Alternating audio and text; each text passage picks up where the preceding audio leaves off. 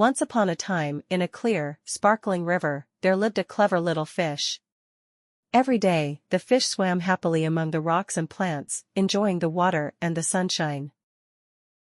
One day, as the fish was swimming near the surface, it saw something strange, a big, shiny hook with a juicy worm wiggling on it. The fish knew what this was. It was a trap set by fishermen to catch fish like him. The clever fish thought quickly. "If I eat that worm, I'll be caught for sure," it said to itself.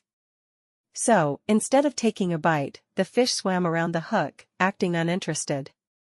Then, it came up with a plan. The fish began to swim in circles, faster and faster, creating a whirlpool in the water. The whirlpool made the hook spin and spin until the worm slipped off and floated away. The fish quickly gobbled up the worm, and with a splash, it swam back to safety. The fishermen pulled up their hook, surprised to find it empty. They never caught the clever fish, who continued to swim happily in the river, always thinking before acting. Moral of the story: always think before you act.